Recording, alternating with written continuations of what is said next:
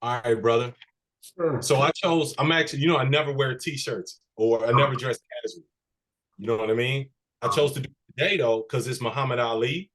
Mm-hmm. So I want to talk about, I'm going to reference him as far as making tough decisions Oh, and gotcha. making sacrifices as a leader. And he was willing to sacrifice his whole career for his spiritual beliefs. And so I'm going to hit him on that. I just put times on our Google Docs.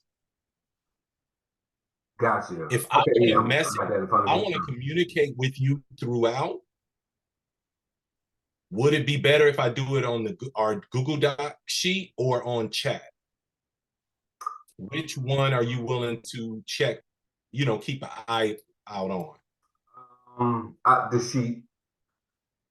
The Yeah, Google sheet? Okay.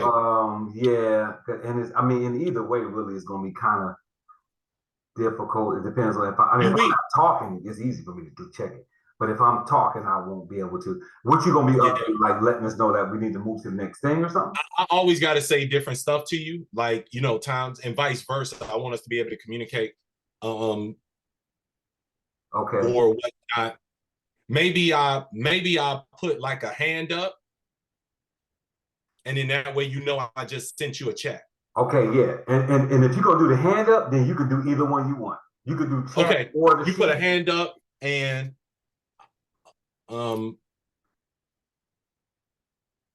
yeah, I put it in the chat. Let's you ready to rock and roll? Because you're gonna be going over that first level after, a welcome and just Yes. chat a Uh-huh. little bit about last week. All Yeah. right, let's get them, man. Let's rock and roll. Like I said, I put times on it, so take a gander at that if you don't mind. We're running this bad boy tight. If we can't get to the lead yourself, we'll Mm-hmm. just do that first half Gotcha. of next week. Just, if it goes down like that. Okay, let's get busy. And you're a co-host, so you can let them in too, just so you know. Oh, Your duh. co-host I'm who sorry. yeah. All right, I'm letting them in now.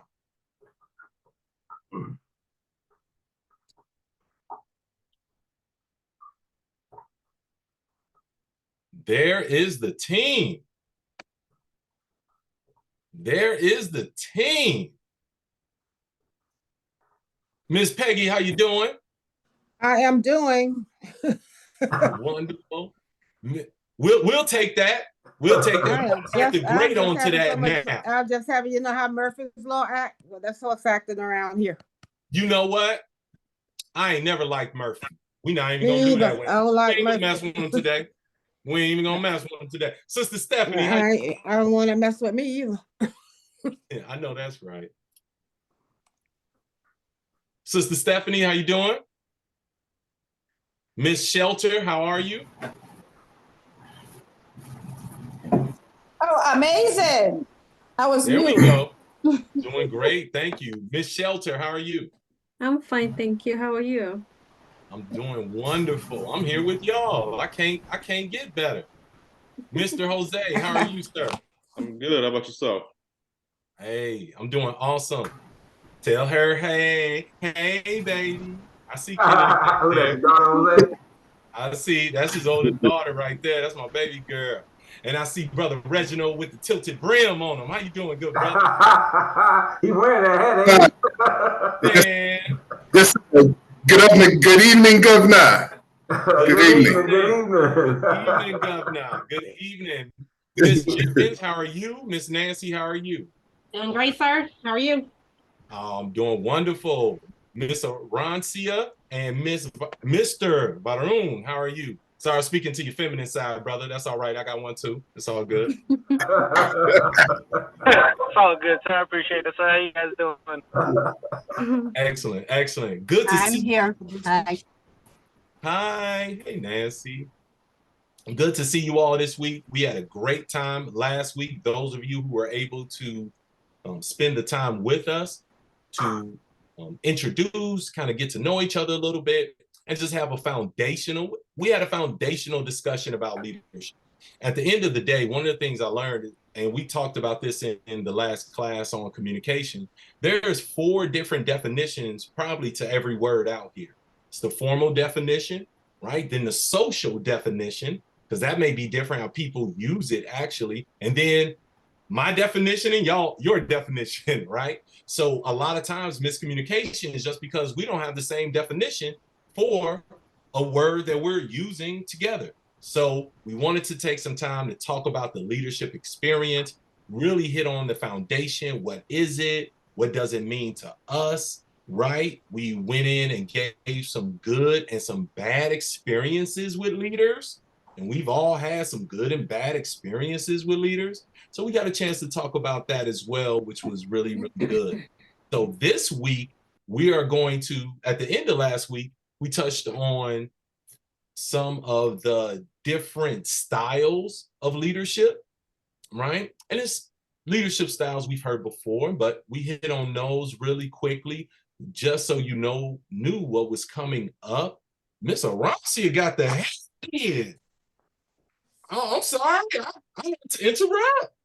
She did. You said she did a reveal. She didn't even have the camera on at first. She wanted to wait, let everybody get settled, and her camera, the only one. Everybody else is just blink. Hers lifted like a curtain, so you can see it. I like your style, sister. I like your style. So we're going to touch on those leadership styles a little bit today, and we're going to talk about our relationship with leadership. So we're going to touch on some things that I'm excited about. It is a jam-packed class. Get your pens out. Make sure you got your notebooks in front of you. Always have your notebooks, something to write on, put it in your journal. I would suggest having a deep dive journal so all the courses are with each other and you got this one place to go.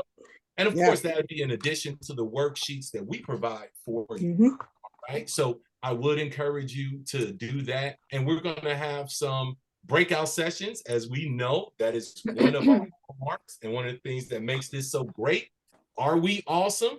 I'm not going to say Coach Dunbar and myself are not awesome. However, we have a class full of incredible people as well. So you all get to learn from each other and hear the experiences and know, pardon me, and know you're not the only one that may be feeling how you feel. So at this point, Coach Dunbar has some knowledge to drop on you all. So I'm going to turn it on over to my brother there. All right, what's up? Good to see everybody again. And real quickly, I am going to pull up the workbook just so you guys can see the Zoom information and know who's training you guys. So that's going to take just 2 minutes here because I know you guys may have not taken a look because I can see the downloads and I know y'all didn't all download it yet. So I'm going to show that to you real quick so you just have an idea of what's going on. And of course, we continue to add to this book so you all know that we will continue to put more things in this book as we go along here. So this is just your cover real quickly, and this is your information. So if you ever get lost, ever get confused, don't know where to go, if you're having a Alzheimer's or dementia moment, then you can always go here and guess what? It's got our contact information, the check-in time, the Zoom ID, the password, and then it's got our couple of house rules. We ask that you keep your camera on unless for some reason you cannot have your camera on. Make sure that camera's on and know that the information that we discussed within this training stays within the training. So remember, I told you guys when y'all get the link and y'all see that this is on Zoom, only y'all can see it on Zoom. Nobody else can. So let's try not to talk about the information that happens in the breakout rooms, in the training, outside of this training, because sometimes people are talking about personal things. We want to keep this as a safe space. So that's on page 2. And then on page 3, just gives you guys a real quick idea of who we are, what we do as coaches and trainers. And those are avatars of Coach Branch and myself, just so y'all know. That's our cartoon look, if you will. So, and excuse me, Coach Branch, for not getting your permission to put your avatar in here. But I was like, just so you all know, AI made those photos of us. Those were generated by AI. Yeah, you look like just so you know. You like you just came off a civil rights march. You know what? That does fit his MO. So I'm gonna change that to Pastor Branch. Pastor Branch. Pastor Branch. Pastor Branch. That's short for Pastor Play. So when y'all Go go to ahead, get in Coach. here, I'm you guys sorry. will be able to see your leadership styles, and you'll be able to see the pros and cons. Well, I'm not gonna go over those right now, but I just want y'all to know that they're there, so y'all know what to go grab out that book, if you will. So that's where that's at. So stop my share and come on over here.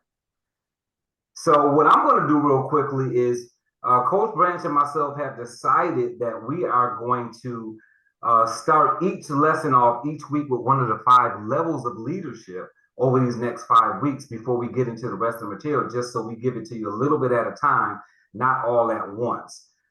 So today we're going to talk about a level of leadership number 1, which is, and before I even say what it is, I'm going to mention a couple things about it. But if you guys can go on the chat and let me know, do you know what level 1 leadership is? As it comes to the 5 levels of leadership, if you know what level 1 leadership is, go ahead and throw it in the chat. Let me see if anybody knows what it is.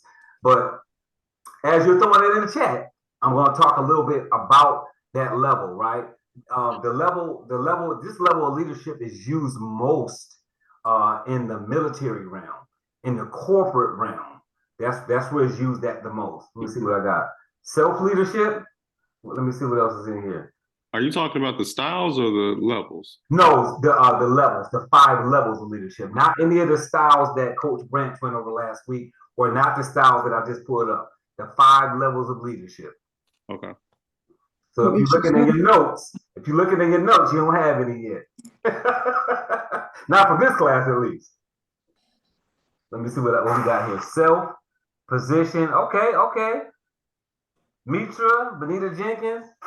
All right, good stuff. Position. So position is the number one level of leadership. Not number 1 as the best, but number 1 as far as the 5 levels of leadership. So when it comes to the 5 levels of leadership, it's important to understand that whenever you're building an organization, whenever you have a position in the company, wherever that leadership is at, based on the amount of people that are following you, you are highly likely to be at different positions with different people, right? So let's say if I was leading the group of people that are on this Zoom this evening, right? Me and Coach Branch, he may be at level 1 with me, right? And then Benita Jenkins might be at level 2 with me. And then Stephanie Bob might be at level 3 with me, based on how long that relationship has been going and whether I've been able to move those levels up with those particular people. So if you have a group of people that you're leading, you will be at different leadership levels based on your leadership skills and how they handle being led. Does that make sense, guys? Put a 2 in the chat if that makes sense. So let's look at level number 1, right? People follow you because they have to. See, in level 1 leadership, people follow you because they have to. That means that you are in the military and they say that that's your commander, that's your leader, that's your whatever, rank that person is above. You have to follow them at all costs. There is no option. If you go work at a job and they say, Mr. Colbert is your supervisor, then that's your supervisor, whether you want them to be or not, right? So we know that in those areas, you are kind of forced to follow.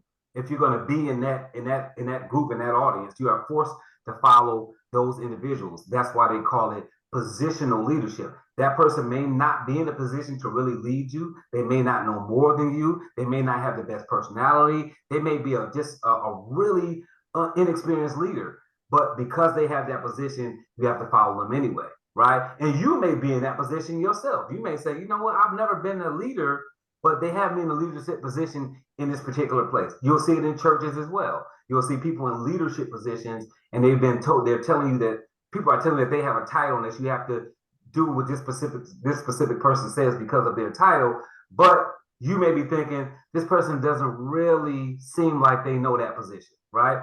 Or they don't seem like they can do this better than I can, right? And a lot of times when you're in leadership situations, sometimes we seem to think that we know more than the person above us, and sometimes it's true, right? So the most basic level of leadership, right? And it's not sustainable long term. So if somebody is telling you what to do because they're in that position, but they actually aren't a leader, eventually it's going to fade off, right? They may still be able to tell you what to do, but something's going to happen in that scenario where their leadership skills are not going to shine because it's positional leadership and they haven't turned it into level 2, level 3, all of those different things. So if you rely on your position to get people to follow you, you'll find out long term that they will no longer follow you. They may even be resentful or disengaged. If you're in network marketing, you know that that's true to life, right? How many people do we know disengage with their upline because of one reason or another? They feel like they're a bad leader because that person is only over them because they came in before them. Yes or yes, put a 3 in the chat if that makes sense. So that will happen a lot of times in situations like that, right? So we know to be a successful leader, you got to move beyond level 1, which is going to be level 2, what we're going to talk about next week. But because we're staying on level 1 today, I'm going to give you a couple of nuggets on it, and then we're going to move into some more of our planned training, leadership training for you guys today. So understanding your authority, right? As a level 1 leader, because you're going to be a level 1 to somebody, right? Somebody's going to put you in charge of a group of people, and you may really be a leader, but you're in that positional level with them at the moment when you're placed in that position. So, right, what are your responsibilities and power? That's how you move to number 2. Know your responsibilities, know your powers, right? What are the limits of your authority? Know that when you're put in a positional leadership position, right? So somebody says, hey, Mr. Mitra, I need you to guide these people, right? You're level 1 with these people because you just met them. You're over this group of people. One of the things you want to do is find out what your responsibilities are, what your powers are, and what your limits of your authority are. Got that? Right? You want to build relationships with the people because, see, that's what's going to get you into level 2 that we're going to talk about next week. You got to build relationships with the people that you're leading so that there's a relationship there, right? Get to know them as individuals, right? Learn about their strengths, learn about their weaknesses, show them that you care about them and care about their success, right? We don't want to lead with the iron fist. We want to let that person know that we're concerned about where you want to end up in all of this. Earn the trust and earn the respect of the individuals who you're leading, right? Be honest and ethical in your dealings with that person, right? Or with those people. Be reliable and dependable. Be fair and be consistent, right? Consistency is key. We know. So we can't be one way on Monday, one way. We all know the bipolar personality, right? And I don't mean the real mental health when I'm talking about the people who just act in a bipolar fashion that don't have bipolar, right? It's like Monday. Because I was about to say, I'm feeling real attacked, Coach Dunbar. I'm feeling called out. I need you to not be mental healthist. Is that what like racist for mental health is called? Mental health is? I don't know. Is that what they call it? Mental health is? I'll call you that. Is that what they call it? I just made that up. It sounds terrible, so I'm gonna say no. See, well, you know, hey, you finishing up that doctorate, so you can make things up. They give you the ability to make things up. So earn that trust, earn that respect. Again, being ethical in your dealings, be reliable, be dependable, be fair, and be consistent. Right. 2 more. Communicate your vision. Right. Communicate your vision for that group of people. Ask them where they're going. Right. Where they want to be. Let them participate in it. Don't ask them to play team, but they don't understand the vision. So you want to communicate that vision with them, find out what they want to achieve, find out what their goals and their objectives are, communicate your vision to that team, to the team members in an inspiring way. Not just, hey, this is where we want to go. Do it in an inspiring way. Let them feel what you feel. That's part of being a good leader. Lastly, inspire others to follow you, right? Make them want to follow you. Right? Be passionate about your work, be enthusiastic, and be very positive. So some of you guys know the negative Nancy's, no pun intended for Nancy Wolf, but we know the negative Nancy's in the world of a great way to gauge that is when you talk to a person, if the first response they give you is negative. And so what I learned when I watch people is that it's not always the negative that we think the personal development negative. Sometimes people just give negative responses. Hey, let's go here. Oh, they might be closed. You want to go out of town this weekend? It might rain. And see, this is not the kind of negative that's like the real deep negative thinking, but they automatically, right, are opposed to doing whatever you say. The first thing comes out of your mouth is opposition to whatever it is, even if there's nothing factual to back it. So make sure that you are being positive as that leader. Be enthusiastic and positive. Always respond in a positive fashion so that they know that you have great intentions on getting things done. Show your team members that you believe in them and that you are confident in their ability to succeed. So if you're in level 1 leadership right now, those are some tips that will get you to level 2 leadership, which we're going to talk about next week. And the name of that leadership is permission leadership. So we're going to go into permission leadership next week, which is leadership level number 2. I'm going to turn it back over to Mr. Coach Branch. Thank you, sir. Appreciate that. And I always tell Coach Dunbar, he give y'all too much information. I mean, like, don't tell them what next week is. Make them get on time and figure it out, because that's what we're going to start with every week. So we're going to start with that. We're going to do the hellos, then we're going to start with that. So make sure you do not miss your next week's number 2, number 3, number 4. He's going to dive into that. And with Coach Dunbar's permission, I like to call a little audible for our next breakout session. Is that okay, sir? Yes, sir. Do you mind? Okay. Yes, sir. Yes, so sir. he just gave y'all some, I mean, I saw y'all heads down. That was some good information he just gave you all as far as leadership is concerned. Those were some solid, like really, really solid tips, whether you feel you're a positional leader or not.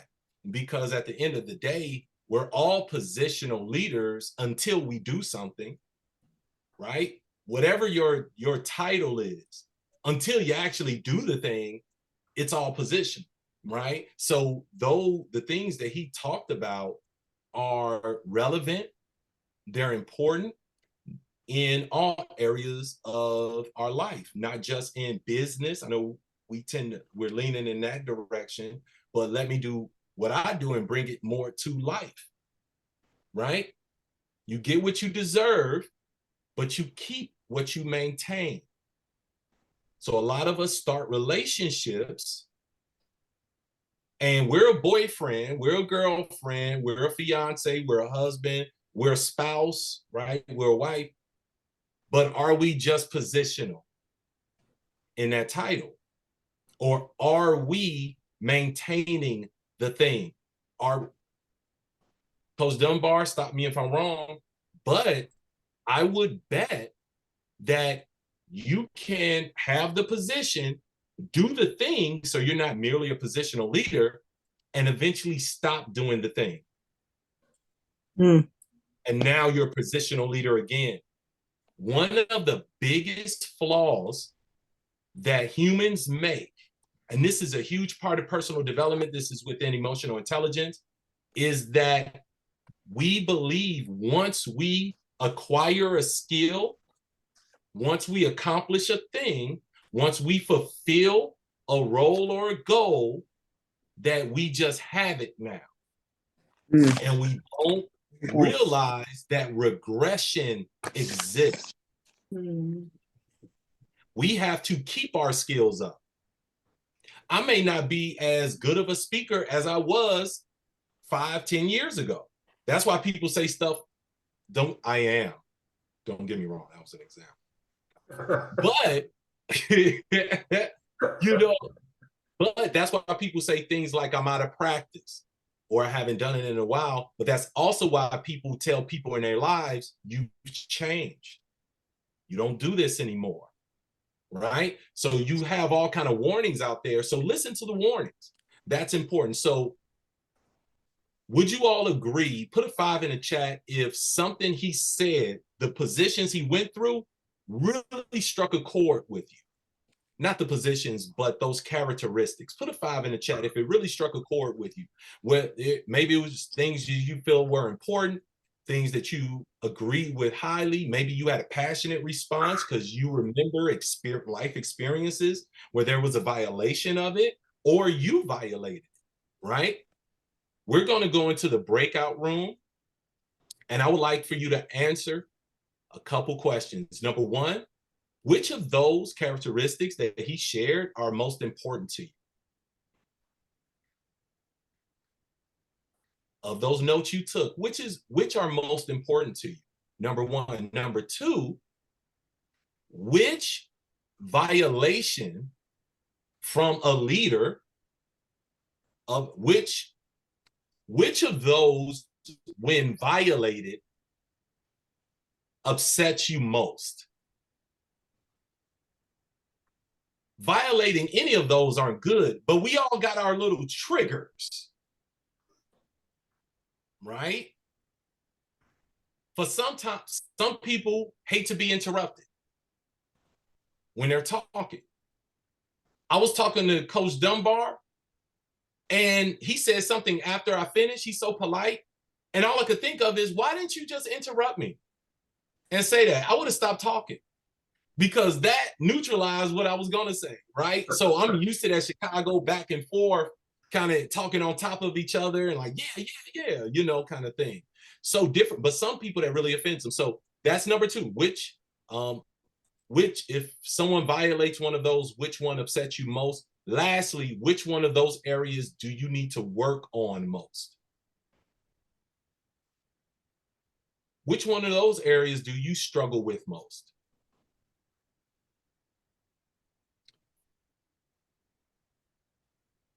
Thank you for giving me room for spontaneity, Coach Dunbar. I thought that was the way you broke that down, brother. I just had to build on it and didn't want to just leave that hanging because that was powerful. So Absolutely, we are going to go into our breakout sessions, and we'll break you up in partners, in twos. One of you would be in a group of 3 and share your responses, share your answers. All right? Y'all have 10 minutes to share. Sorry, Peggy. I know Peggy gonna be like, what? Just look, whatever you get through is what you get through. Enjoy the conversation. I'm not saying anything. Your face is saying it already. Okay. See We're y'all in 10 minutes, working on something everybody. too.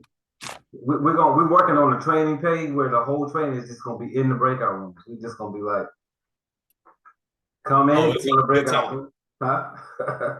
Good times, good times. Good times, baby. Good times. You know where I get that from? Good times. Tony Baker. Oh. Tony Baker said it all the time. It's a good times. Good times. Oh, that's my man, my man. One thing I would like to do at some point that I think is a good idea to break up the groups into smaller groups where they can ask questions is at some point when we're training on talking about a topic, and let's say you're gonna do biz, I'm gonna do the life part. Let's break them into 2 groups. You talk to one, I talk to one, then we flip. And we switch. Yeah. Just trying to do different. And I did that actually, but I didn't flip. What I did was what you just said, but we didn't swap rooms. I did something with Sharon Larry where Sharon Larry really trains really good on. She's a really good Microsoft person. I'm good with Google. And we were training a group of people. And I told her, I said, oh, let me call that. I mentioned to her